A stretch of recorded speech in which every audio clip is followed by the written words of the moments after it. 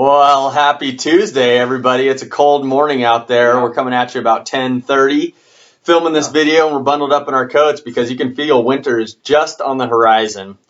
I want to start by giving a shout out to all our Oregon Duck fans out there. I'm really sorry about your loss this past weekend. On an unrelated note, we're excited to go duck hunting pretty soon, aren't we? Yes, yeah, totally unrelated. Maybe have some smoked duck. Go Dogs.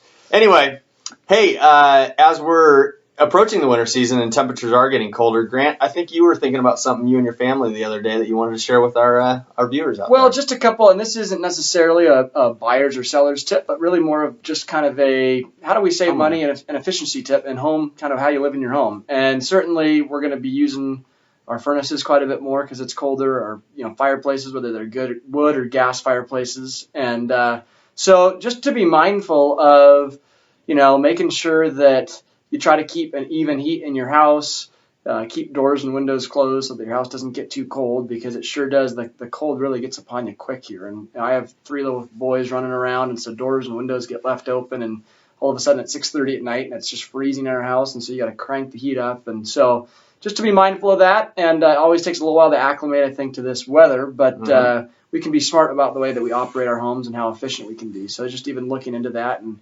measuring yourself against kind of last year's bills and whatnot is always a smart thing to do too. So, and it's not just that; it's also just for safety reasons too. Yeah. Also, using heating elements and staying inside and cozying up, and maybe cooking some soups on the stove or whatever you're doing. You want to be always prepared for worst case scenario. And I have some firefighter friends, and there have been a lot of residential fire or structure fires this year. And so now's a good time of year to just take a look if you have them in place. Some home fire extinguishers in strategic locations. Make sure your family and your kids know where those are at and how to operate them.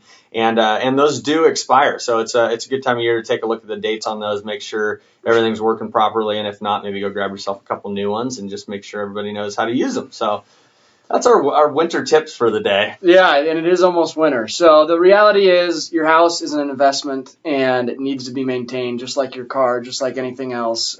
So as we transition seasons, now's a good time to look into making sure that maintenance is taken care of and that it's up to date.